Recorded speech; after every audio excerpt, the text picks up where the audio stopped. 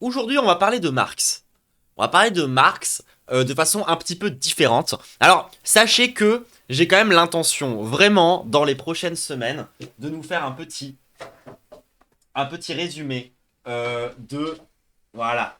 Je compte quand même nous faire un petit cours d'économie dans pas longtemps sur l'abrégé du capital de Karl Marx. Voilà, on va refaire un petit point autour de ces questions-là, revenir sur un petit peu c'est quoi la base et tout, etc. Les machins, Marx, tout ça, tout ça, tout ça. Tout ce qui va être autour de... ça veut dire quoi concrètement lorsqu'on dit que les patrons nous exploitent?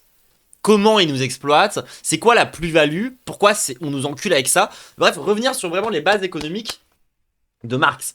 Mais vous le savez, aujourd'hui, dans la nouvelle méta un petit peu de la pensée de gauche sur Internet, et pas que sur Internet en règle générale, il y a un gros retour du marxisme, pas que autour des questions économiques. Parce que justement, le marxisme a un petit peu trop été réduit à sa dimension économique. Si vous voulez mon avis, en tout cas sur, allez, disons ces 20 dernières années, et parfois, on a même opposé lutte des classes, lutte anti-racisme, lutte LGBT et genre lutte écolo. Tout ça, c'était des luttes qui étaient un peu dans leur coin, etc. Et tout, alors que tout ça, c'est de la putain de lutte des classes. On rappelle que les gens qui possèdent les moyens de production, qui sont aussi les moyens de pollution, c'est littéralement les mêmes personnes. Donc en fait, au bout d'un moment, il va falloir comprendre que tout ça s'articule quand même dans une espèce de grande enculade à l'échelle de notre État et des différents États capitalistes de ce pays pour pouvoir nous la mettre à l'envers,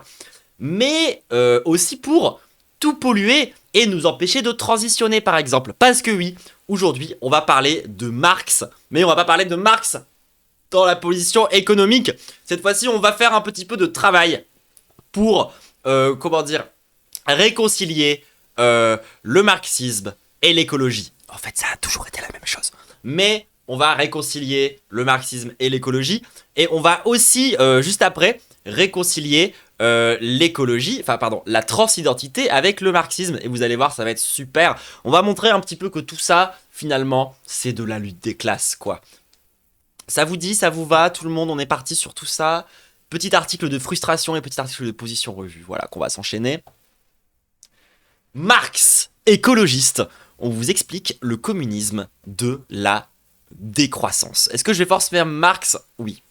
Euh, Dans le contexte des crises écologiques, dérèglement climatique, effondrement de la biodiversité, scandale de pollution à répétition, le mot d'ordre de la décroissance, on va revenir sur ce mot dans 5 minutes, connaît un regain d'intérêt ces dernières années.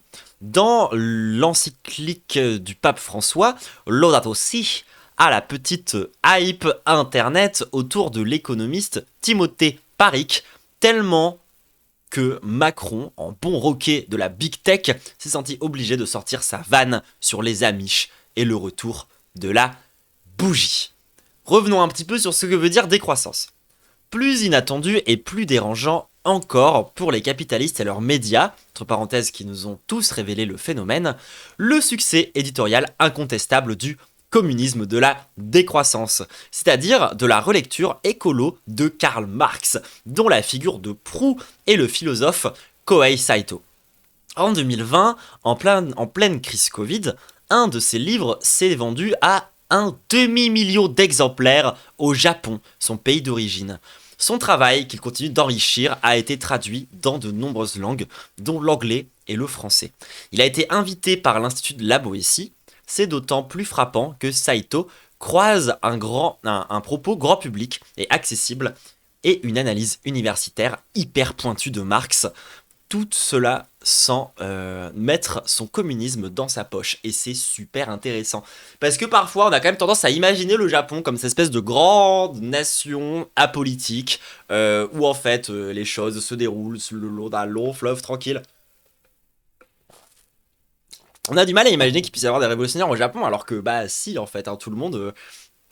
des révolutionnaires et des gens basés, on en a partout. Hein. Il y en a en Afrique, il y en a en Asie, il y en a en Amérique du Sud, il y en a vraiment partout. Hein. Croyez vraiment pas que c'est nous qui tenons la chandelle du marxisme et qui faisons avant... Non, ça ne marche pas comme ça. Hein. Désolé, mais aujourd'hui, les personnes les plus basées en termes de marxisme ne sont pas forcément blanches.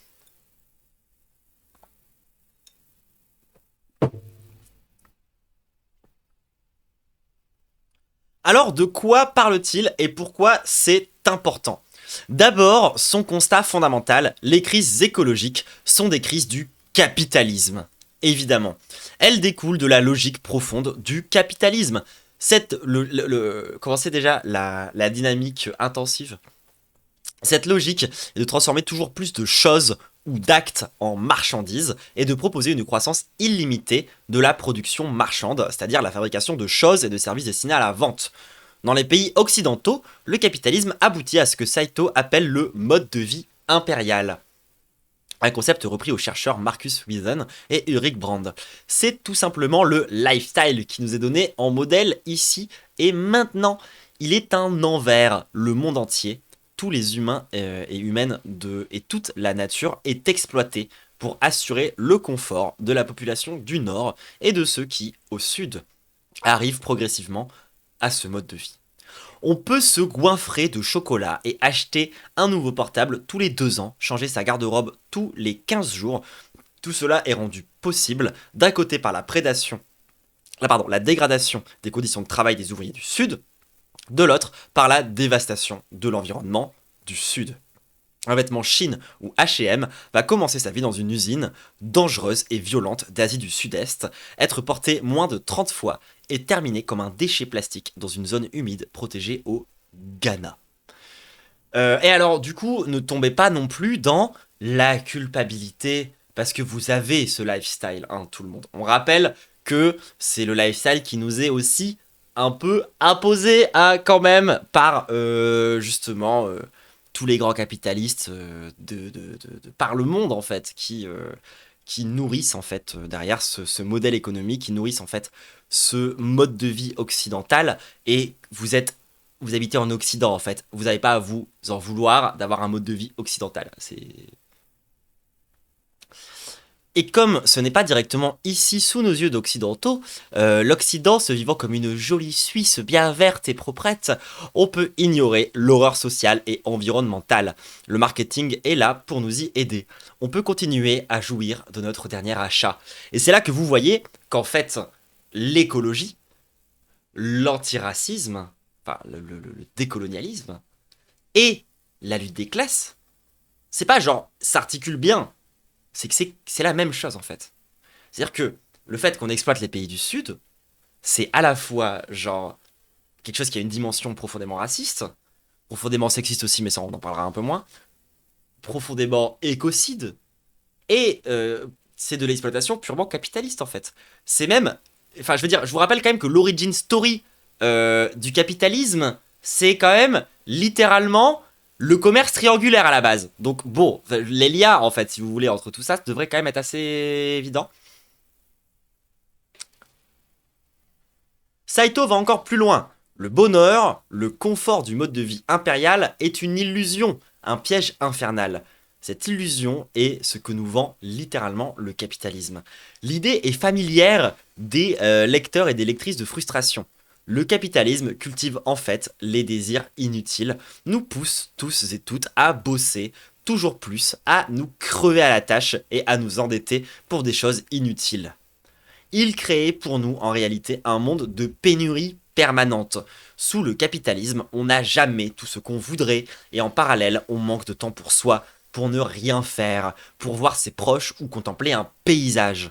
On se crève pour le nouvel iPhone. C'est un bon vieux concept marxiste, l'opposition entre valeur d'usage, entre parenthèses l'utilité ou le bonheur retiré de quelque chose, et la valeur marchande, son prix en euros. Alors en fait, l'angle alpha de... Non, ta gueule...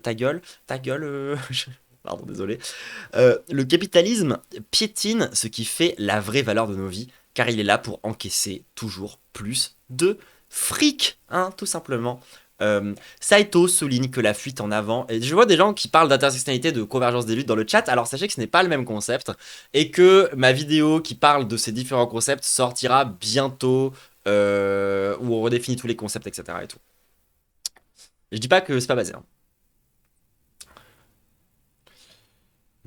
Saito souligne que la fuite en avant économique du mode de vie impérial, En plus, Saito il parle du Japon, hein, donc c'est un pays dans lequel les gens ont ce mode de vie, hein, touche désormais les limites climatiques et biologiques. En écologie, on parle de limites planétaires, c'est-à-dire que l'idée que l'eau, le sol, l'air, les coraux peuvent jusqu'à un certain point éliminer une pollution, se reconstituer. Alors sachez d'ailleurs que toutes les conneries de solutions techno-solutionnistes à 2 balles à base de « Oh, il suffit de mettre des capteurs à carbone !» C'est vraiment des conneries et ça va plus empoisonner la planète que la guérir. Hein. Comme les voitures électriques. Ces limites planétaires sont maintenant franchies, l'une après l'autre, à cause des humains. Ce faisant, les conséquences environnementales se font désormais sentir aussi au nord. Un exemple parmi 1000, les cancers. Multipliés par des pesticides tueurs d'abeilles nécessaires pour produire du sucre inutile, cause d'une épidémie d'obésité qui court de la France aux États-Unis. On pourrait aussi parler des incendies. On ne peut plus faire en Occident comme si de rien n'était en se délestant de tous les problèmes sur le Sud.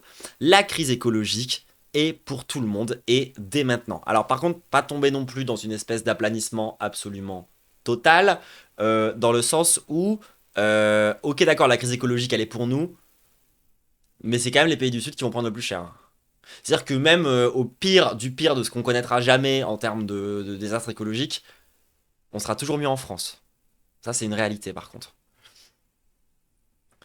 Saito décrit l'impasse des solutions proposées par le capitalisme face à cette crise. On les appelle croissance verte ou développement durable. C'est une dinguerie. Hein. Moi, on m'a expliqué le développement durable au lycée. Genre, c'est pour vous dire quand même à quel point, genre, le capitalisme nous a baisé notre cerveau.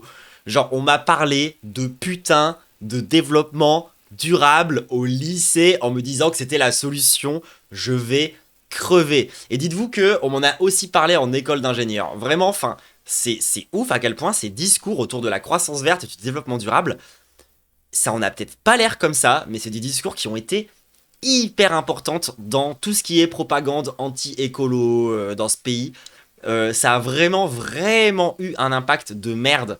Pour moi, les deux trucs qui ont le plus baisé la gueule au discours autour de l'écologie, c'est petit 1, l'écologie individualiste, aka l'écologie de Europe Écologie Les Verts, et petit 2, les discours autour de la croissance verte et le solutionnisme technologique. Genre, si vous cherchez c'est quoi les grands discours qu'il faut qu'on arrive à abattre pour imposer notre propre vision de l'écologie, qui d'après moi est la seule vision à peu près cohérente, il va vraiment falloir se débarrasser des discours sur l'écologie morale et des discours sur la croissance verte. Ça me semble évident, mais genre évident. Vraiment, revenons à une écologie décoloniale et anticapitaliste, il n'y a que ça qui pourra un jour fonctionner.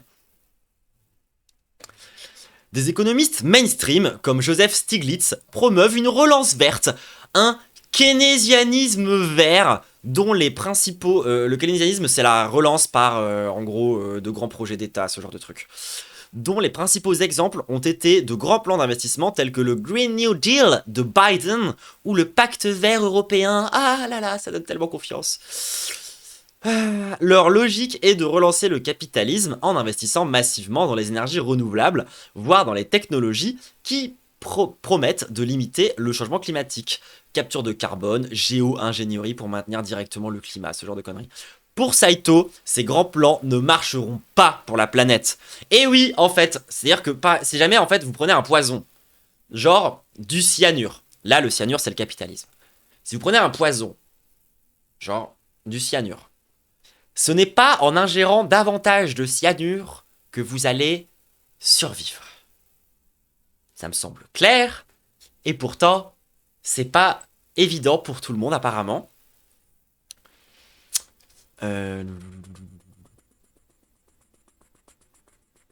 Il constitue une diversion qui ne règle pas le problème à la racine. Ainsi, les investissements verts feraient bien baisser les émissions de gaz à effet de serre, mais pas assez vite pour éviter la catastrophe climatique. Pour lui, c'est la logique même du toujours plus du capitalisme, de la croissance économique sans fin dont il faut sortir si on veut préserver l'humanité. Genre vraiment, leur stratégie à eux, ça a été un truc à base de dire, genre, oh là là, c'est notre désir de croissance qui a détruit la planète. Il faut donc qu'on trouve un moyen de faire de la croissance sans... Je vais canner, vraiment. La croissance verte ne sauvera pas un monde vivable pour les humains. La décroissance, c'est ça. Amorcer globalement la baisse de la production de machins. Sortir du capitalisme pour s'en sortir. Ici, des précisions. Comme promis sur le mot... En fait, c'est marrant parce que c'est vrai qu'à l'époque de Marx, je veux dire, la lutte des classes, le fait de reprendre les moyens de production, C'était un désir d'utopie. Ouais, c'était pas une peur de la fin du monde. À cette époque-là, on se rendait pas encore compte du danger réel du capitalisme. C'est-à-dire que, à la base, on luttait dans un objectif, on va dire, grosso modo, ouais, juste pour améliorer nos vies, pour créer l'utopie, quoi. Et en fait, aujourd'hui, avec la crise climatique, on se rend compte qu'en fait, le vrai choix, c'est l'utopie ou la mort. En fait, on n'a pas le choix. Genre, c'est pas une question de oh là là, tant pis, si jamais on n'arrive pas à mettre fin au capitalisme, bah juste les gens seront un peu malheureux. Là, c'est vraiment le capitalisme, c'est ce qui va tous nous buter en fait. Enfin, genre, il n'y a pas de. Pas au même rythme, hein, encore une fois, les pays du Sud vont crever avant nous, mais ça va quand même nous tomber dessus, hein. Enfin. Ça va quand même nous tomber dessus. En vrai, t'as Engel qui parlait pas mal de la destruction des paysages à cause de l'implantation des. Oui, mais bon, après, ils avaient quand même pas la vision fin du monde qu'on a aujourd'hui, tu vois. Genre, je pense qu'ils se rendaient pas encore vraiment compte, encore, même avec toute la bonne volonté qu'ils pouvaient avoir, tu vois. Enfin. Ici, des précisions, comme promis sur le mot décroissance. Produire un missile de plus, fabriquer une énième Barbie au Bangladesh, c'est de la croissance économique. C'est mettre plus de choses sur le marché. Mais on l'a dit, ce n'est pas plus de bonheur. Nationaliser un système de santé et le financer entièrement par l'impôt, c'est de la décroissance. Il y a moins de dollars dans le marketing des cliniques et des mutuelles et dans le salaire de leur patron. D'ailleurs, j'y pense, mais si vous êtes des immenses bandeurs de science, voilà, admettons, vous avez un cerveau un peu d'ingénieur, vous aimez la science, moi je suis passé par là, j'adore ça aussi, moi j'adore la chimie, j'adore la physique, pour de vrais premiers degrés, j'adore les maths, c'est un truc qui me parle vraiment. Et en fait, il faut pas croire que décroissance égale on met un stop total à la recherche scientifique, au progrès scientifique, on met un stop total en fait au fait d'avoir des meilleures vies, nanana. Ça ne fonctionne pas comme ça. Genre, par exemple, dans les milieux de la science, les gens qui sont plutôt décroissants en général, ils vont chercher des solutions dites low-tech. Alors, tout n'est pas basé dans le low-tech, ne me faites pas dire ce que je n'ai pas dit. Il n'empêche qu'il y a des vraies propositions par rapport à ça, qui proposent de revenir à des systèmes plus simples, mais mieux faits, avec des technologies mises à jour, pour permettre, par exemple, de faire des économies, en fait. Revenir sur des systèmes moins technologiques, ça peut avoir du sens, un peu partout sur Terre, hein, d'ailleurs. Genre, techniquement parlant, la permaculture, qui est un vrai concept, hein, les gens. Je sais que la permaculture, ça fait un peu machin, mais c'est un vrai concept, hein, qui permet vraiment d'avoir une productivité alimentaire égale à celle du capitalisme, qui permet d'avoir en fait autant de bouffe qu'avant, juste sans niquer la planète. En soi, c'est un peu de la low-tech, hein. Genre, c'est un peu ce délire de dire on va enlever les pesticides chimiques, on va enlever les OGM, on va enlever tous ces trucs technologiques de merde, et on va repartir sur comment est-ce qu'on gère, par exemple, parce que la permaculture, par exemple, ça va consister à mettre à côté de tes champs des plantes que les insectes préfèrent. Comme ça, ils laissent tes plantes à toi tranquilles. Donc t'as pas besoin de recouvrir ton champ de pesticides, à la fin t'as pas d'insectes et t'as un champ. Ça consiste aussi à faire des rotations de culture de façon à peu près correcte, de façon à ce qu'on puisse toujours produire sans avoir à remettre des engrais dans le sol en fait. Ce qui est une méthode qui existait déjà avant en fait, hein. C'est un truc qu'on a arrêté de faire, mais qu'on pourrait reprendre, hein. Enfin, genre vraiment littéralement, y a beaucoup de... Enfin, voilà, c'est ce que je dis. Décroissance, ça veut pas dire on arrête la science. Ça veut pas dire on arrête de réfléchir à faire des choses mieux. Ça veut absolument pas dire ça. Ne vous inquiétez pas. Tous les ingénieurs de la Terre auront encore beaucoup de travail quand il s'agira de faire la décroissance. Par rapport à ça, il n'y a aucun problème. On a besoin de cerveau et de gens qui sont capables de penser. On a besoin en fait que toutes ces forces vives aussi là, elles puissent s'impliquer dans des vrais problèmes, quoi. Parce que moi, je vous jure, quand je vois le niveau de certaines personnes que j'ai rencontrées en école et tout, tu vois, sur les sciences, à quel point c'est des monstres. Genre, ils sont trop forts. Genre, je connais des gens, en termes de programmation, c'est des baisers de la tête. Genre, vraiment, ils sont trop chauds, tu vois. Et, à cause du capitalisme, l'entièreté de leur savoir-faire est dédiée à optimiser des flux d'argent dans la bourse. Pour rendre des capitalistes encore plus riches. C'est-à-dire que ces gens qui ont des cerveaux de baiser, tu vois, genre c'est des grands matrixés, tu vois, de la vie, c'est des gens qui sont genre vraiment, c'est des immenses autistes, ils ont toute l'énergie du monde à donner, mais il faut qu'ils bouffent, tu vois, et puis en plus ils touchent un maxi salaire, donc ça les arrange, et ben ils passent leur temps, tu vois, genre à devoir donner toute cette énergie pour que des gens s'enrichissent. Pareil, le nombre de, la quantité de chercheurs dans la science qui sont pétas par le capitalisme pour finir dans des vieux laboratoires de recherche et développement, ça me fatigue. Moi, quand je vois que l'humanité a dépensé autant de moyens et autant de cerveau et autant d'énergie pour pouvoir mettre au point des t-shirts qui s'abîment vite.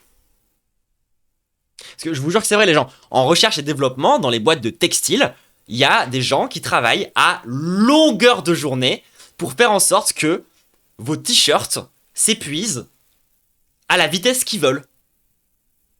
Vraiment, littéralement, ils passent leur temps à faire des tests sur des fringues pour qu'ils soient suffisamment solides pour que vous ayez l'impression que c'est des fringues pas trop dégueu, et en même temps suffisamment fragiles pour que dans 6 mois vous vouliez en racheter.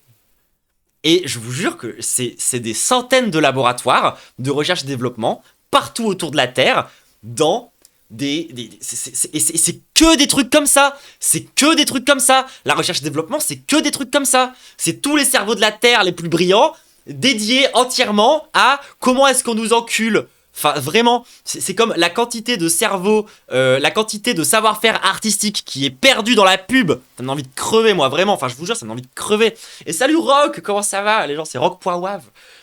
Si vous connaissez pas, allez écouter, c'est trop bien. On va continuer du coup sur notre petit article.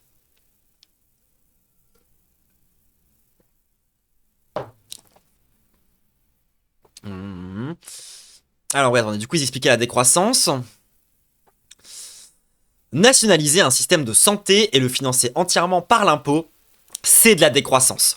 Il y a moins de dollars dans le marketing des cliniques et des mutuelles et dans le salaire de leurs patrons. La décroissance n'est pas la pénurie. Saito pose même l'idée inverse. La décroissance amène à l'abondance. Avec l'exemple du temps de travail. Au lieu de perdre notre temps dans des bullshit jobs qui augmentent la croissance. Glandons, prenons soin de nos proches, laissons vivre la nature. Tout ce que la croissance ne mesure pas. Bref, les seuls que la décroissance devrait terrifier, ce sont les capitalistes. Donc les gens qui vivent de leur capital. Pour Saito, il existe 4 grandes familles de solutions possibles et puissantes face à la catastrophe écologique en cours. Mais une seule est désirable. 2 solutions assurent des conditions de vie plutôt égalitaires et 2 proposent un monde inégalitaire avec une poignée de super riches et une masse de pauvres. 2 proposent un pouvoir politique centralisé et autoritaire, 2 un pouvoir faible de l'État. Donc alors, on a les 4 propales politiques du REF. Donc vous pouvez voir que de haut en bas, tout en haut, on a le pouvoir de l'État qui est fort. En bas, on a le pouvoir de l'État qui est faible. On rappelle que normalement, dans un univers communiste, les communistes et les anarchistes, on est censé avoir le même désir, à savoir l'abolition de l'État. C'est-à-dire qu'à la fin, l'objectif, c'est que les usines soient possédées non pas par l'État, mais directement par les travailleurs, que les moyens de production soient non pas possédés par l'État, mais par les travailleurs, que la santé soit possédée par les travailleurs, etc., etc., etc., etc. Les gens qui pensent que le communisme, c'est un gros État centralisé qui contrôle tout, c'est complètement con. Ils confondent communisme et dictature du prolétariat. Alors, moi, je suis pas fan du tout de la dictature du prolétariat. Pour le coup, je suis vraiment anarchiste. C'est-à-dire que moi, je pense que pour faire la révolution, il faut commencer par reprendre les moyens de production directement. Il n'y a pas besoin de passer par une phase de centralisation. La révolution espagnole nous l'a prouvé. Donc moi, c'est un peu comme ça que je réfléchis. Mais il n'empêche que c'est comme ça qu'est censé réfléchir n'importe quel communisme. Normalement, le bout du bout, c'est l'abolition de l'État. Donc on n'est pas trop pour un pouvoir central et autoritaire mené par un dictateur, c'est pas notre cam. Du coup, on a... alors, du coup, pouvoir de l'État fort, pouvoir de l'État faible. Et on a plus d'égalité et plus d'inégalités en allant de gauche à droite. Donc, partons sur le pire cas possible, le fascisme climatique. Bon, mauvaise solution qui ne va en plus pas fonctionner parce que le problème du fascisme c'est que les gens en fait le fascisme ne tient pas la route hein, sinon on aurait encore des états fascistes qui auraient pas arrêté d'exister à la fin de la Seconde Guerre mondiale, donc mauvaise idée hein. Enfin je veux dire, le fascisme climatique, moi je vois ça comme la guerre. Littéralement, enfin genre t'essayes de faire du fascisme climatique, c'est la guerre. Enfin, je vois pas comment pas passer par la guerre. Enfin, c'est quand même pas ouf. On a ensuite un pouvoir de l'État qui est fort, mais plus d'égalité. Cette fois-ci, on rentre dans le maoïsme climatique. Alors, je sais pas ce que c'est ça par contre. J'avoue que je ne connais pas le concept. Je pense qu'ils vont l'expliquer plus tard dans l'article. Ensuite, on a plus d'inégalité et plus d'État. Eux, ils ont écrit barbarie. Moi, j'appelle ça le libertarianisme, si je dis pas de bêtises, mais je vois pas en quoi est-ce que ça pourrait sauver la planète, par contre. À moins que ça parle d'une solution de type effondrement, en fait. Genre, si ça se trouve, la take barbarie, en mode plus d'inégalité, mais pas d'État, c'est plus la take de la collapsologie. Je crois que ça doit être plutôt ça.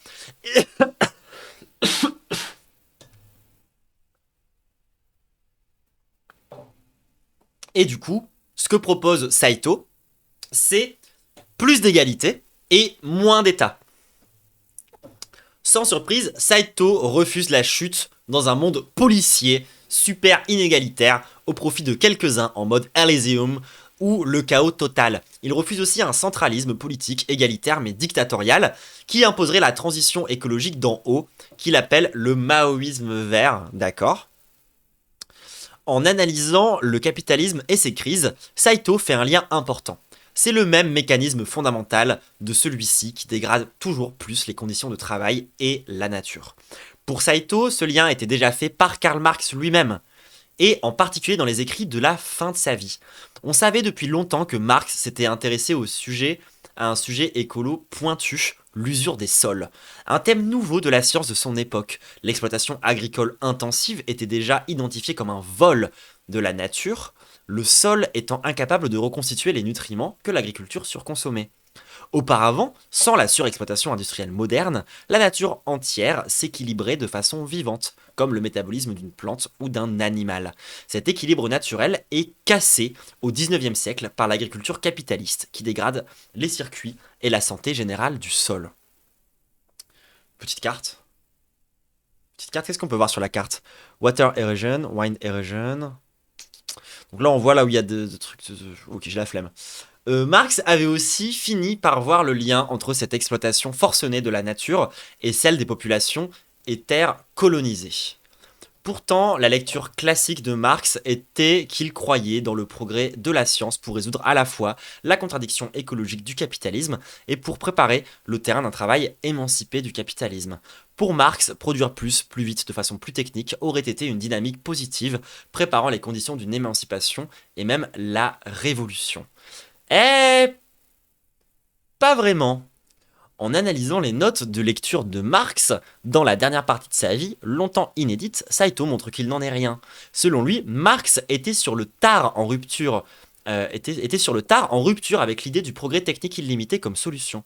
Marx s'est littéralement passionné pour les questions écologiques et a lu tout ce qui s'écrivait alors sur la surexploitation des forêts ou celle du charbon. Il s'est aussi intéressé de près aux communautés agricoles non capitalistes, dans les économies de l'Antiquité et dans le monde non européen de son temps.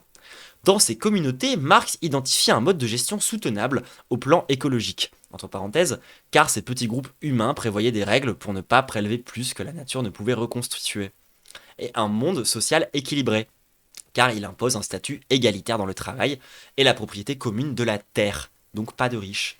Pour Saito, c'est pour préciser l'image de ce que serait une société communiste que Marx s'est intéressé à ces exemples.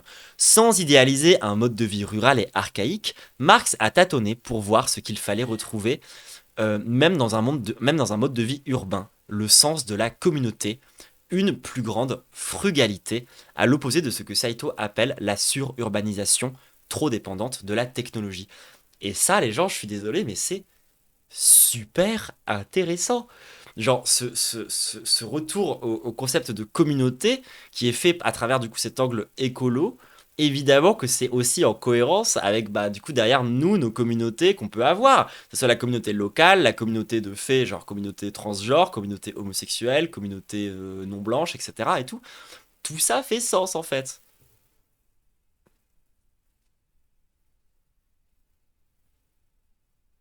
Saito essaye en s'appuyant sur ce cadre théorique d'un Marx écolo de proposer des pistes et des exemples de ce que serait un communisme de la décroissance. Il s'enthousiasme pour les expériences d'écosocialisme municipal comme Barcelona en Comú, je l'ai très mal prononcé, la liste de gauche qui a dirigé la ville de 2015 à 2023. Pourquoi? D'abord, l'échelle d'une ville lui semble la bonne pour faire bouger les choses. Le mouvement Ankomu a réalisé a réussi à lier plusieurs luttes locales sur le logement, l'eau, le prix de l'énergie, le refus du surtourisme, une forte tradition de gestion coopérative et certaines activités économiques, une approche politique beaucoup plus horizontale et participative d'une cohérence sociale et écologiste. Tia, Barcelone. Est-ce que ce serait pas déjà là-bas qu'il y a eu les trucs les plus basés pendant la Révolution espagnole et tout, etc. Petite érection. Au cœur de son argumentaire, Saito partage une préoccupation majeure de Marx. Le capitalisme crée de la frustration et de la dépendance, car les travailleurs n'ont plus la maîtrise de leur travail, en particulier du sens de leur travail, éclaté en tâches répétitives et incompréhensibles pour chacun et chacune. S'émanciper dans le communisme, c'est d'abord retrouver le contrôle de son travail, choisir ce que l'on fait et savoir pourquoi on le fait. Saito reprend ainsi à son compte la distinction d'un penseur marxiste pionnier de l'écologie, André Gorz, qui opposait les technologies fermées et les technologies ouvertes. Les technologies fermées, une technologie fermée, est celle dont la complexité est telle qu'elle doit être contrôlée par des ingénieurs pour être mise en œuvre. Les travailleurs et les travailleuses ne maîtrisent plus le sens ni l'organisation de leur travail. Une technologie fermée rend ainsi possible une asymétrie économique et donc politique, la concentration du pouvoir entre quelques mains. Exemple type pour Gorz et Saito, l'énergie nucléaire. Putain, je l'avais en tête quand j'étais en train de lire. Structurellement allergique à la transparence et au contrôle démocratique. Pour Saito, alors, on pourrait, mais bref. Pour Saito, le communisme de la décroissance signifie un monde plus low-tech. Troisième œil. Appuyé sur des technologies ouvertes où chacun et chacune sait à quoi il travaille et peut décider par lui ou elle-même. J'ai pré-shot Saito. Donc là, on peut voir Saito. Puis une d'écologie, André Gorz qui opposait. Alors, c'est peut-être là que l'on trouve une fragilité dans le raisonnement de Saito. Mince. Comme exemple de technologie ouverte qui esquisserait le communisme de la décroissance, il donne le déploiement individuel de panneaux solaires. Ah, les panneaux solaires, c'est pas low-tech du tout, du tout, du tout. Et c'est même extrêmement polluant. Bon, Saito, va falloir réviser les sciences. Qui rendra à chacun son autonomie énergétique. En fait, rien de plus complexe techniquement que la production de panneaux solaires et celle de batteries électriques. Oui, on ne sait pas stocker l'énergie. En fait, un des grands problèmes, pour le coup, qu'on a en fait à l'échelle globale, et ça, je sais pas si vous le saviez, c'est qu'en fait, on ne sait pas stocker l'énergie. Hein. C'est difficile de stocker de l'énergie. C'est très facile de la produire et de l'envoyer partout, mais c'est difficile de la stocker. Et le problème, c'est qu'un panneau solaire, c'est un machin qui en fait produit de l'énergie de façon très instable. Et donc, ce qu'il faudrait faire, c'est mettre plein de panneaux solaires qui stockent de l'énergie de façon instable, mais qui en stockent suffisamment pour qu'ils puissent le redistribuer de façon un peu stable et continue par derrière. Le problème, c'est qu'on ne sait pas stocker de l'énergie. On est obligé de passer par des technologies genre hyper grasses, hyper crasses, hyper dégueu pour stocker de l'énergie. Genre on galère à stocker de l'énergie. Dites-vous que le seul moyen à peu près correct de stocker de grandes quantités d'énergie, c'est les barrages. Oui, parce qu'en fait si tu stockes beaucoup d'eau en hauteur, et ben en fait, techniquement parlant, c'est de l'énergie. Parce que la faire redescendre va en fait te permettre de générer cette énergie. Donc typique moyen de stocker de l'énergie, un barrage. Et vous voyez bien que ça sert pas à stocker de l'énergie électrique, c'est plus compliqué que ça. Donc non, en fait, le panneau photovoltaïque, plutôt une mauvaise solution a priori. Alors que je crois qu'il y a des pompes à chaleur et des trucs du style qui pourraient être pas mal, mais en fait, il faut un peu... Enfin, la vérité, c'est qu'il faut surtout désélectrifier, hein. Genre...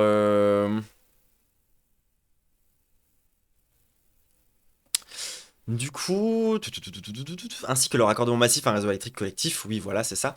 D'ailleurs, si vous croyez que le réseau électrique c'est magique et que ça fonctionne tout seul, c'est absolument pas le cas, hein. Sachez qu'il y a ce qu'on appelle des dispatchers partout en France qui s'occupent de faire en sorte que le réseau électrique tienne, sinon tout explose, hein. Genre, il faut vraiment avoir des gens qui soient, genre, qui font les 3-8 en permanence en train de surveiller le réseau électrique. Euh... Ce n'est pas là juste un problème technologique. C'est un paramètre clé pour savoir si le travail et la société peuvent être plus démocratiques. Voilà un angle qu'il faut continuer d'éclairer. Quelles technologies complexes sont superflues? Parmi celles qui ne le sont pas, comment pousser une gouvernance plus partagée et transparente? Par exemple, via des coopératives de travailleurs et de travailleuses qui intéressent Saito. Reste que son approche pédagogique, accessible, engagée et très convaincante. Ce n'est pas... Bon, voilà, il a proposé une solution de con, et puis ensuite on peut en avoir d'autres qui sont bien derrière. Mon avis sur le nucléaire, c'est une bonne solution de transition par rapport aux énergies fossiles, et on devrait la mettre en place, et on devrait investir massivement dans le nucléaire pour en limiter les risques, voire détruire nos anciennes centrales nucléaires pour en construire de nouvelles, beaucoup plus sécurisées, et qui ne peuvent pas partir en couille. Reste que son approche pédagogique accessible et engagée très convaincante, ce n'est pas rien de proposer une synthèse neuve de Marx et de la pensée écologiste. Elle ouvre grand les yeux sur ce qui fait vraiment la valeur des vies humaines et toutes les façons de la gâcher pour rien. Elle a une dimension apaisante et instructive, comme un exercice de méditation. Alors ça c'est un peu orientaliste frustration par contre. Genre ça y est, le ref c'est un japonais, donc en fait on va être en mode, en fait, lire les articles de ce mec c'est un peu comme le bouddhisme. Désolé, hein, frustration, mais là, je trouve que cette conclusion est un peu chelou, si je puis me permettre, hein. Genre vraiment, tu sais, enfin dans leur tête, ça a fait ah, c'est un penseur japonais, ça a fait petit bambou immédiatement. Enfin, trop bizarre en vrai. Genre, j'avoue que le passage me paraît un peu bizarre. Bref, mais en beaucoup moins nombriliste.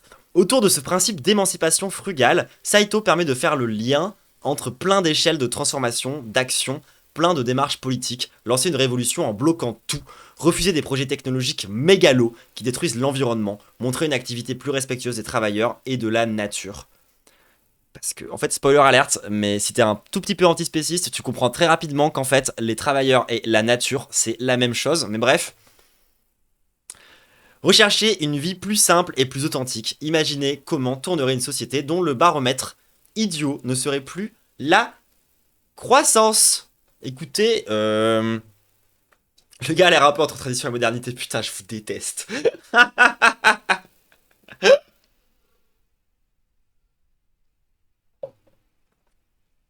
Le pire risque du nucléaire, c'est de faire croire que c'est une solution. Oui, oui, c'est une solution temporaire. En tout cas, moi, mon avis sur le nucléaire, c'est ça. Mais j'ai la flemme d'en parler aujourd'hui. Il faudrait que je fasse une capsule complète dédiée à ça. Écoutez, en tout cas, moi, j'ai trouvé ça super intéressant de voir en fait comment ce mec amène Marx et l'écologie. Parce que je vous l'ai dit, pour moi, c'est clair et c'est évident, c'est sympa, tu vois. Mais je trouve que dans l'analyse qu'il a, il y a un truc qui permet de parler un peu au grand public. Genre, vous savez, il critique les bullshit jobs, il explique qu'en fait le travail n'a pas de sens, il est en train d'expliquer qu'en fait... C'est des trucs qui parlent aux gens en fait. Des trucs qui parlent aux gens, qui parlent beaucoup plus aux gens que... Alors en fait, il faut aller consommer en biocop, hein. En fait, il faut consommer bio, hein. Alors oui, ça coûte 3 fois plus cher, mais tu vas faire un effort en fait et fermer ta gueule et consommer bio, hein. Mhm. Je pense que c'est une approche de l'écologie qui parle à beaucoup plus de gens et qui en plus de ça a une vraie efficience sur le réel. Donc, bah écoutez, plutôt positive, j'ai envie de dire, cette vision de l'écologie. Peut-être on fera un petit portrait à l'occasion de ce mec. Mais en tout cas, voilà. Moi, je reconnais quand même un truc, c'est que les machins de bandeurs en mode Marx était déjà écolo. Au début, quand je l'ai lu, j'étais en mode arrêtez de vouloir dire que Marx il était parfait. Sauf qu'en fait, c'est un peu vrai. Genre, sur le coup, je vous jure que moi j'ai eu un réflexe un peu réac de me dire mais vos gueules, arrêtez de dire que Marx était écolo. Sauf que quand tu regardes dans les faits, Bah un peu quand même, hein. Un peu quand même, hein, désolé de le dire. Et puis surtout, Marx, quand il parle des phases initiales d'accumulation et tout, bah c'est très décolonial aussi en soi. Enfin, bref, depuis le début, tout ça n'était qu'une seule et même lutte. Qui aurait pu prédire? Qui aurait pu prédire? Parce que pareil, hein, quand tu t'y connais un tout petit peu en antispécisme, normalement tu comprends que exploitation de la nature égale exploitation des travailleurs. Parce que, en fait, la même chose. C'est des dialectiques qui sont à dépasser, les trucs entre nature et culture, etc. et tout. Pareil, ça, un jour, il faudra que je fasse un vrai contenu autour de ça, pour vous montrer qu'en fait, on peut parler d'antispécisme sans être des espèces de radicaux insupportables qui disent qu'il faudrait que tout le monde devienne vegan de sa propre initiative personnelle. Il est tout à fait possible d'être antispéciste sans tenir ce genre de discours de con. Je vous promets que c'est vrai. Et je vais les tenir. Faut juste que je m'informe un peu plus. Mais ça existe et c'est intéressant. Et c'est l'étape d'après. Bref, j'espère que ça vous a plu ce petit point Marx et écologie. On va faire un petit break musical et après on va parler de Marx et de transidentité tout le monde. Kiss YouTube, n'hésite pas à lâcher ton meilleur commentaire, ton meilleur pouce bleu, etc. etc. etc. Et voilà.